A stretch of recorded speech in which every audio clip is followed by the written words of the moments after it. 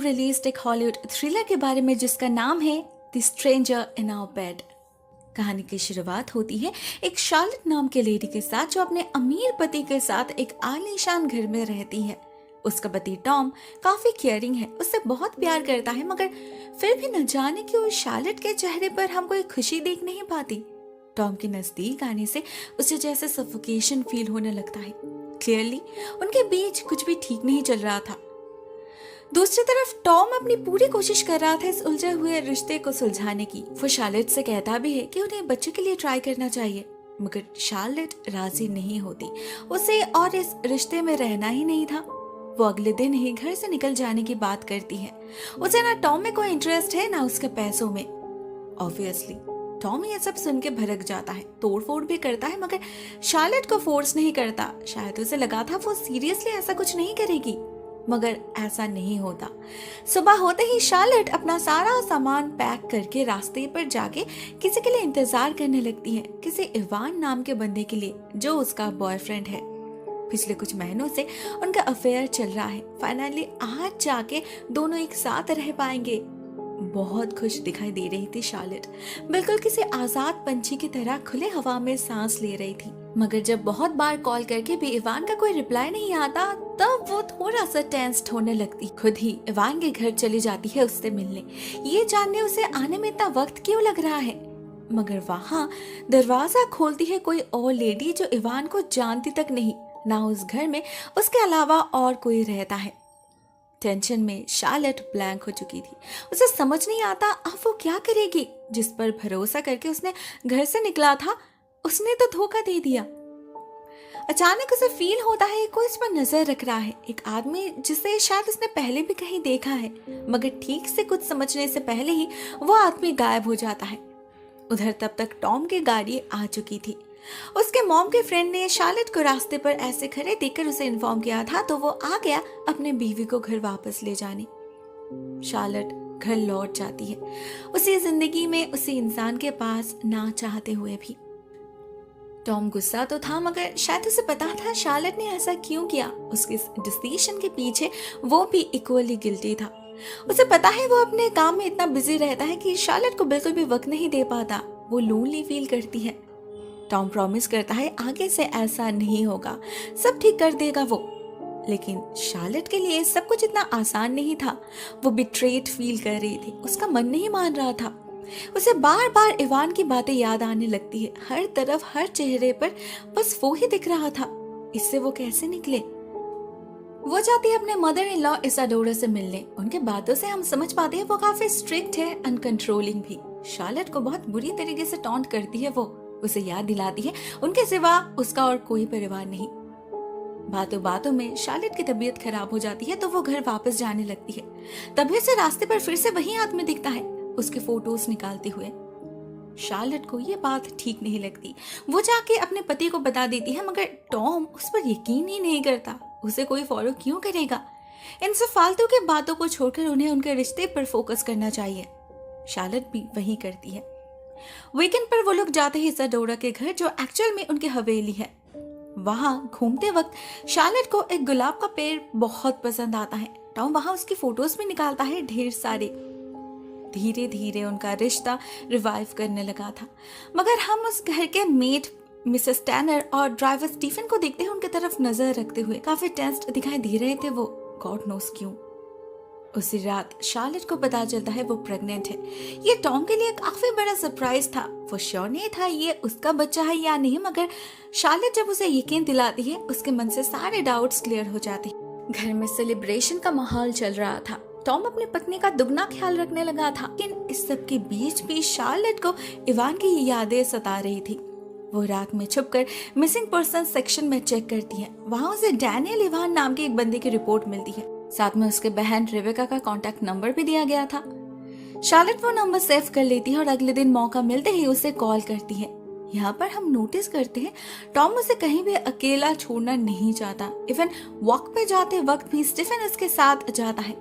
ऐसे में रेबेका से मिलने जाना काफी मुश्किल हो रहा था शार्लेट के लिए।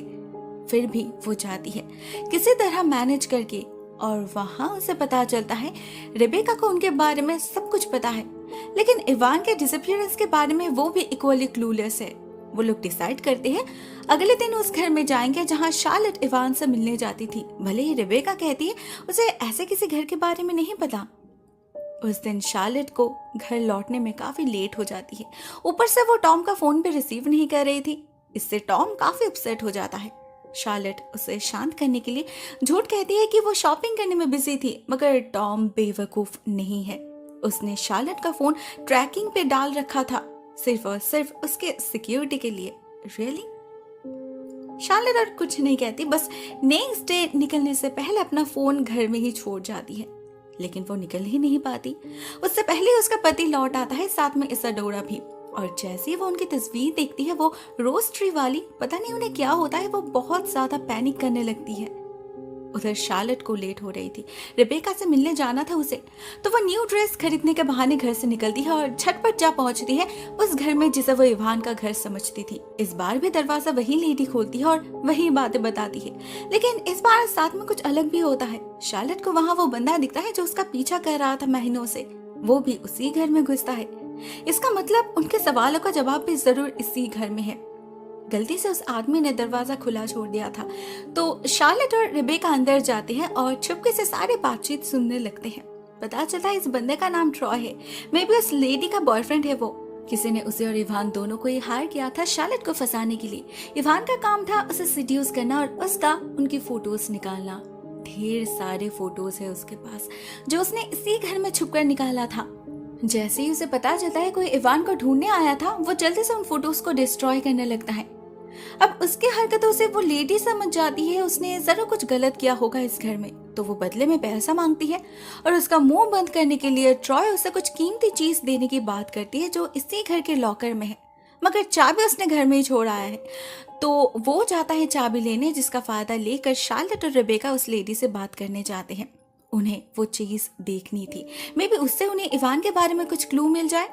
तो वो लेडी लॉकर को तोड़कर अंदर से एक नेकलेस बाहर निकालती है, जिसे देखकर शार्लेट चौंक जाती है। ये तो इसाडोरा का है, मतलब वो है इस सब के पीछे। इतने में दरवाजे पर कोई नॉक करता है। वो लेडी जाती है देखने और इन दोनों को छुपने के लिए कह जाती है। सबको लगा था ट्रॉय होगा, मगर ये कोई और था जिसने ब्लैक हुडी के पीछे अपना चेहरा छुपा रखा था। वो उस लेडी पर हमला करके उसे मार डालता है और उस नेकलेस को लेकर गायब हो जाता है। शार्लेट और रेबेका के सामने ही कुछ नहीं कर पाते दोनों।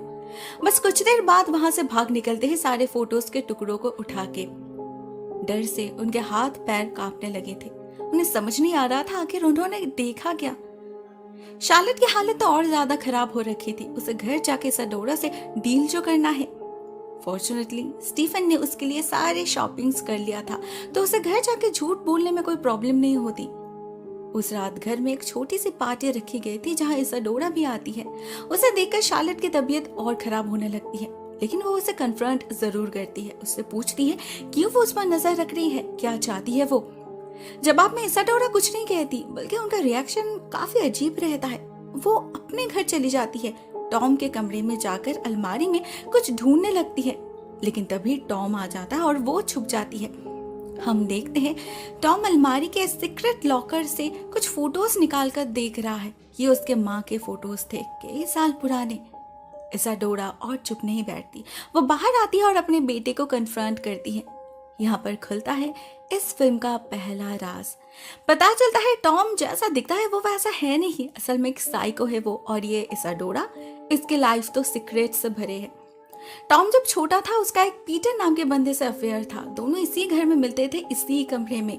इसाडोरा अपने पति को छोड़कर उसके साथ जाना चाहती थी, लेकिन सिर्फ टॉम के कारण नहीं गई। उन्हें लगा था टॉम छोटा है, अपने माँ की जरूरत है उसे। उन्हें क्या पता था टॉम को सब कुछ ऑलरेडी पता है। इसी अलमारी में छुपकर उनके प्राइवेट मोमेंट्स एंजॉय करता था, वो फोटोज निकालता था। इसाडोरा उससे ज्यादा किसी और से प्यार करे ये उसे सहन नहीं होती थी, तो एक दिन उसने पीटर को जान से मार डाला और जिसे कवर अप करना पड़ा इसाडोरा को। बचपन से टॉम बहुत ही ज्यादा सेल्फ सेंटर्ड है, पोसेसिव है, अपने अलावा और किसी के बारे में नहीं सोचता। किसी चीज को शेयर करने की आदत ही नहीं है उसकी, वो इंसान ही क्यों ना हो। इसाडोरा को उसके इन आदतों के बारे में पता था। तो जब उसने सुना उसने अपने चीटर वाइफ को एक्सेप्ट कर लिया है, उसे शक होता है और वो समझ जाती है इसके पीछे जरूर कोई और वजह है। आज वो वही पता करने आई थी, मगर बदले में टॉम उसे ऐसे घायल कर देता है कि बेचारी को दौड़े पड़ने लगते हैं। वो बच नहीं पाती, अपने ही बेटे के हाथ मरना पड़ता है उसे। On the other hand Rebecca उन फोटोज को जोड़ने की कोशिश कर रही थी, मगर उसे कोई क्लियर क्लू नहीं मिल रहा था। शार्लेट भी कुछ समझ नहीं पा रही थी, ना वो टॉम से कुछ कह पा रही थी। एट लास्ट रेबेका हार मान लेती है। उसे डर लगने लगा था कहीं इस चक्कर में उसकी जान न चली जाए। वो शार्लेट से कहती है उसे और कभी कांटेक्ट ना करने के लिए। ऐसे में शार्लेट को खबर मिलती है इसाडोरा की मौत हो चुकी है और उसने अपना सारा सेविंग्स पूरे $10 मिलियन उसके नाम कर दिया है। ये शार्लेट के लिए बहुत ही ज्यादा शॉकिंग था, साथ में टॉम के लिए भी। वो तो सबके सामने चिल्लाने लगता है, गुस्से में काबू नहीं रख पाता, अपने प्रेग्नेंट बीवी पर हाथ तक उठाता है। एज यूजुअल उसे लग रहा था शार्लेट ने जरूर इसाडोरा को मैनिपुलेट किया होगा, धोखा हुआ है उसके साथ। उधर शार्लेट समझ नहीं पाती इसाडोरा अगर उस पर शक करती थी इसका मतलब वो उसे नापसंद करती थी, तो वो इतना सारा पैसा क्यों छूट गए उसके नाम। वो डिसाइड करती है जो हुआ सो हो गया, फालतू में और इस सब के बारे में नहीं सोचेगी वो। टॉम भी माफी मांग लेता है उससे और प्रॉमिस करता है आगे से वो एक परफेक्ट हस्बैंड बनकर दिखाएगा। शार्लेट फिर से एक बार उसे मौका देती है, खुद को समझाती है इस बार सच में सब कुछ ठीक हो जाएगा, मगर होता नहीं। उल्टा गिफ्ट के नाम पे टॉम उसे एक बहुत ही बड़ा झटका देता है। पता चलता है टॉम ने उसे वही नेकलेस गिफ्ट किया है जो उस लेडी के खूनी ने उठाया था। ये टॉम के पास कहां से आया? इसका मतलब टॉम ही वो खूनी है, इस सब के पीछे वो है। शार्लेट को बहुत ज्यादा डर लगने लगा था, लेकिन वो घर से भागते नहीं, उसे सबूत जो चाहिए थे और इवान को भी तो ढूंढना था। तो वो खुद को बाथरूम में लॉक कर लेती है और वीकनेस का बहाना देकर टॉम को भेजती है दुकान में दवाई लाने। जैसे ही वो निकलता है शार्लेट सबसे पहले स्टीफन को कॉल करके बुलाती है और फिर रेबेका को कॉल करके सब कुछ इन्फॉर्म करती है। वो जो करने जा रही थी वो काफी रिस्की था। रेबेका उसे वार्न करती है, लेकिन वो नहीं रुकती, बस इस घर का एड्रेस देकर पुलिस को इन्फॉर्म करने के लिए कहती है। कुछ देर बाद, तब तक शायद उसे वो मिल जाएगा जो वो ढूंढ रही है। इसके बाद वो जाती है टॉम के ऑफिस में, जहां उसके लैपटॉप में शार्लेट को वो फोटोज मिलते हैं जो इवान के फोन में था। इससे उसे याद आता है टॉम का भी फोटोज क्लिक करने की आदत है और इस घर में बस एक ही जगह है जहां उसके अलावा और किसी का जाना मना है, द डार्क रूम। टॉम बहुत ही पोसेसिव है उसे लेकर, तो सबूत भी जरूर वही होंगे। शार्लेट और देर नहीं करती, अलमारी से चाबी निकाल के उस कमरे में जा पहुंचती है और उसे जो दिखता है वैसा कुछ उसने सपने भी एक्सपेक्ट नहीं किया था। वो कमरा उसके ही फोटोज से भरे पड़े थे, उसके नेकेड फोटोज, इवान के साथ गंदे गंदे फोटोज और कुछ ऐसा जिन्हें उसके सोते वक्त निकाला गया था। ये टॉम के मेंटल इम्बैलेंस के सबूत थे। कुछ उसने खुद क्लिक किया होगा और कुछ उस ट्रॉय ने। शार्लेट को वहां अपने कॉलेज टाइम के फोटोज पे मिलते हैं, मतलब टॉम उसे तब से फॉलो कर रहा है।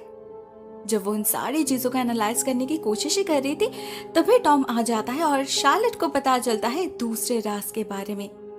इवान को टॉम ने ही हार किया था शार्लेट को सीड्यूस करने के लिए, उसे टेस्ट करने के लिए, जिसमें वो फेल हो गई। वो कब उससे मिलती थी, कहाँ जाती थी, उसे सब पता था, मगर उसने कभी कुछ नहीं कहा।